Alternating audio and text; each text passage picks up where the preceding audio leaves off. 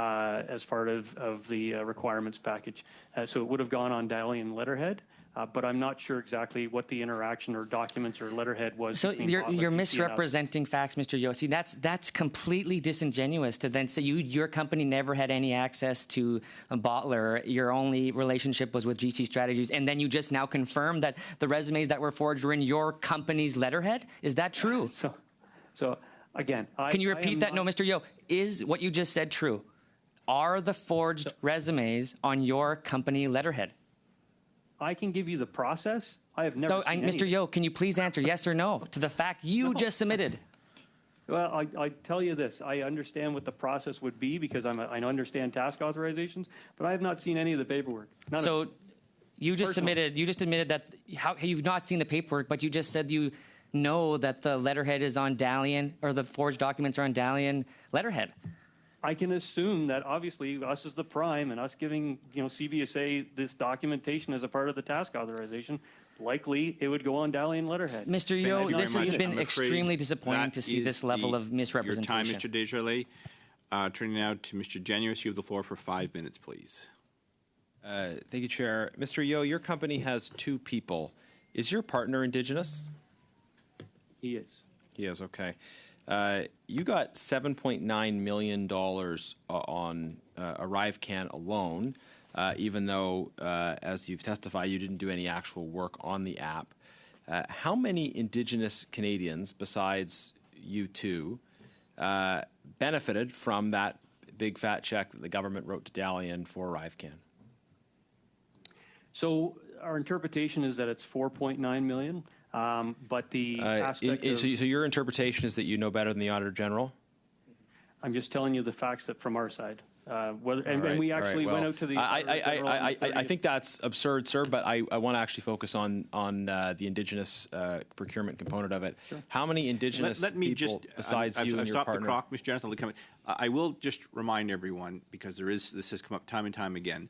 The auditor's terms do not allow her to go into companies like the one before us today, Dalian. So that you sent her documents from her perspective could have been irrelevant. You'll all recall that the auditor noted she came up with these numbers based on what the government of Canada provided her. So just that is just a point of clarification for the committee. It doesn't change any of your questions, Mr. Janice. I just wanted to kind of put that out there, that this is an ongoing debate about the scope of ArriveCAN, and I think it is an important one. So we don't know what the answer is. That's why these committee meetings are happening. Ms. Genuis, you have the floor for 4.5 minutes. Mr. Yo, besides the 2 people at your company, how many Indigenous people benefited from the $7.9 million that the Government of Canada gave you for the work you did on ArriveCAN? So in reference to the 7.9 million, which is actually 4.9, our actual representation of profit in that helps not only pay our staff, but also helps with our staff augmentation with Karatics as well. How many Indigenous people? So you're not answering my question. You keep talking about your staff, but there's 2 of you. So okay, there are 2 Indigenous people who benefited, you and your partner. Yeah. But how many other Indigenous people benefited from this particular outlay from the Government of Canada? Well, I mean, we do work with the Algonquin College on staffing bursaries and things like that. I do have outreach back to my own, reserve in Alderville. But as far as, benefiting, what does that even mean, though? Like you have reached back. So when you make a lot of money, I don't know. Like how do Indigenous Canadians benefit from you getting this deal? Yeah.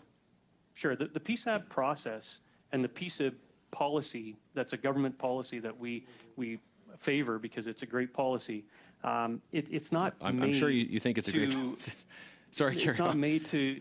It's not made to help Indigenous communities across the country. It's made to help the entrepreneur that's trying to get government contracts to grow his business. So, in that context, it's not made for helping out Indigenous communities across the country. Okay, so you just said you just said that the government's Indigenous procurement policy, in your view, is not made to benefit Indigenous communities across the country. It's made to benefit the particular entrepreneur. It's made to help the entrepreneur get access to government contracting that would allow them to grow the company Right. in whatever fashion they want. So your position is the policy made you money, therefore it's achieving its objective, regardless of the impact on Indigenous communities across the country. So that could be your interpretation, but it's not the reality. The reality is. I that was just repeating what you just said, though. Well, no, you weren't repeating what I just said. But in the context of the PSEB, it's spread out across the entire country, and there's lots of people that are actually working within the framework of that. No, but sir, that actually isn't what you said before. But to broaden this out, so from what I understand, you've gotten your company has received hundreds of millions of dollars in contracts from the Trudeau government since 2015. That is under the framework of a policy that I thought was intended to actually elevate the conditions that Indigenous peoples in this country are living in. And you're saying, well, no, it's good enough that process made me money.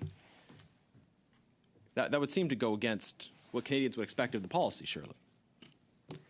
My understanding of the value that you put out was 91 million. I've got it in front of me from 2015 until now.